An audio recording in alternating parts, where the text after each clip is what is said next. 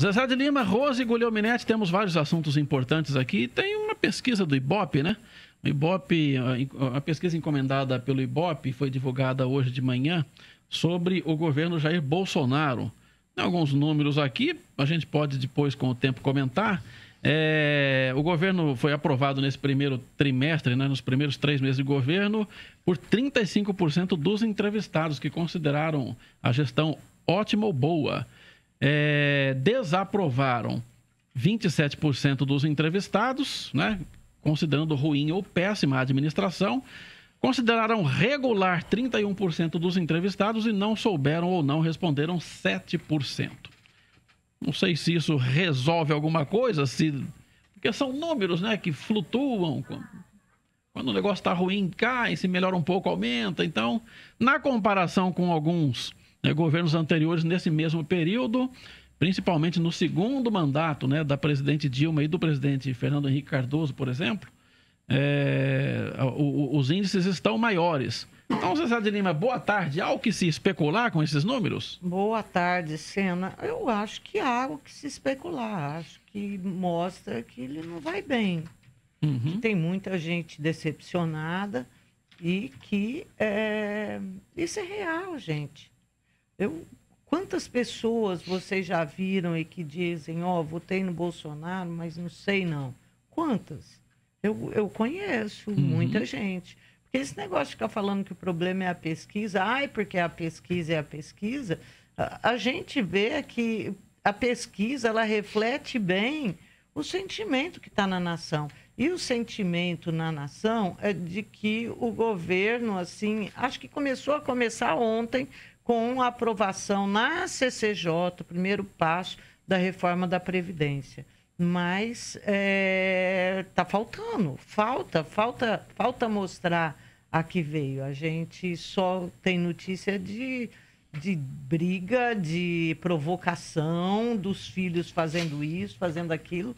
Isso daí detona e ele precisa de força política, não tenha dúvida de que precisa.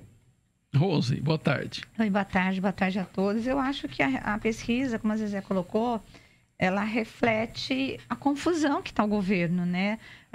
Nós tivemos ontem, Zezé, é importante a gente pontuar aqui que houve a aprovação, né, lá na CCJ do projeto da Previdência, mas depois de 7 horas de muito desgaste, de muita confusão, e quem orquestrou tudo foi o Rodrigo Maia, não foi o governo. Então, você não vê uma figura do governo, porque quem tinha que estar operando ali, quem tinha que estar trabalhando, eu imagino que o governo tinha que estar ajudando, né? Então, por isso que o Rodrigo Maia está sendo chamado de primeiro-ministro. Enquanto estava a confusão e a tentativa de se aprovar uma reforma da Previdência, que é algo importantíssimo para o país, você tinha toda uma confusão do outro lado pelo Twitter, depois nós vamos falar disso, de 2 membros do governo.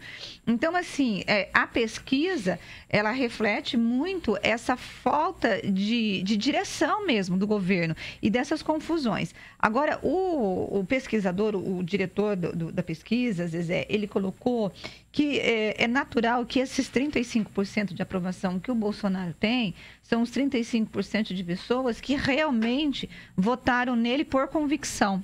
Sim. Né? Então, aquelas votos que votaram porque não queriam o PT no governo, porque votaram por N razões, são pessoas que ainda estão em cima do muro, tipo, para onde que esse cara vai? Para onde que esse governo vai? Então, por isso que ele está...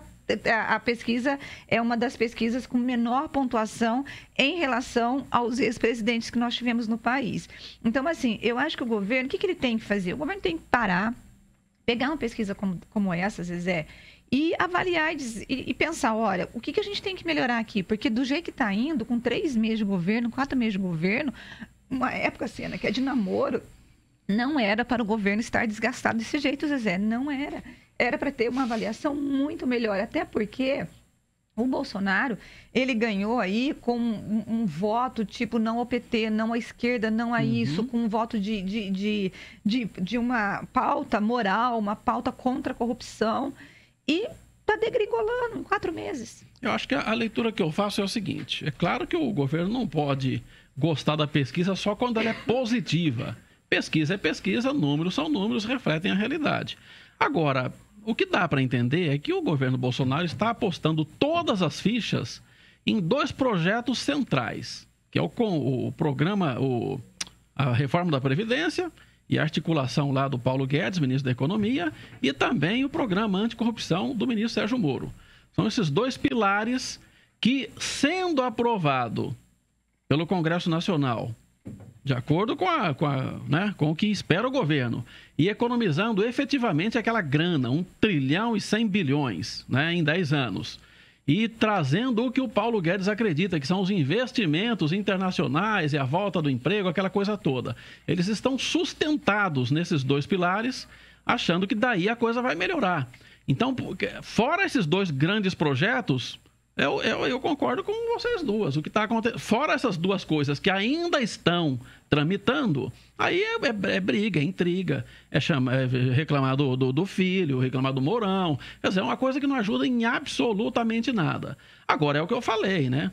O presidente Trump, lá nos Estados Unidos, tem um índice de rejeição grande, aquele jeitão dele de tratar todo mundo a ferro e fogo, mas se a economia dos Estados Unidos está indo bem, se diminui o desemprego, se a coisa gira, o pessoal faz de conta que essa coisa não é nada e vai tocando. E está arrebentando, né? Exatamente. É isso que precisa ver o que vai acontecer. Agora eu concordo com a Rose.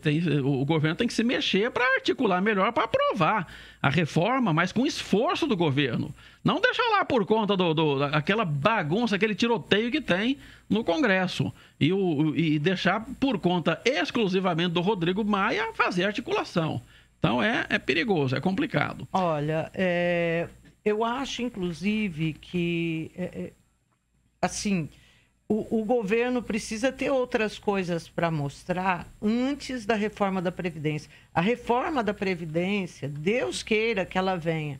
Mas hoje, sendo muito otimista, a reforma vem no 2º semestre. Não vem antes disso.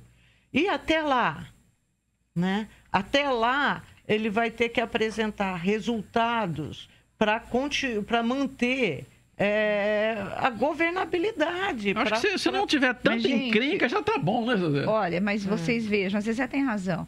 Por exemplo, o ministro, deixa eu ver, o Canuto, de qual passo? De habitação? O ministro da Habitação, bom, enfim, eu vou dar uma olhada aqui. Ele esteve hoje no Congresso para falar sobre os projetos de Minha Casa Minha Vida. E ele deu uma notícia, assim, arrasadora no Congresso, que só tem dinheiro, Zezé, para Minha Casa Minha Vida até junho. Depois disso, se não houver liberação no orçamento, todos os projetos que estão em andamento e novos projetos nem vão sair do papel. Então, isso, e o que ele colocou para os deputados foi exatamente isso. Olha, nós estamos numa crise e a reforma da Previdência é uma reforma importante, inclusive para fomentar a questão da construção civil e habitação. Nós precisamos fazer com que o país volte a andar. Exatamente. Então, o que nós temos tido nesses primeiros 4 meses são notícias muito ruins. Então, você veja o ministro dizendo que o dinheiro do Minha Casa Minha Vida vai só até junho. Nós temos aí hoje os dados do emprego, Zezé, você viu, um dos piores meses do ano, com fechamento de um monte de vagas, ou seja, não está tendo recuperação de emprego. Demitiram-se mais do que se contrataram nesse primeiro trimestre. O secretário do Ministério de Emprego disse que houve uma mudança sazonal, que geralmente o desemprego que ocorre em março, devido ao carnaval, acabaram fazendo isso em fevereiro.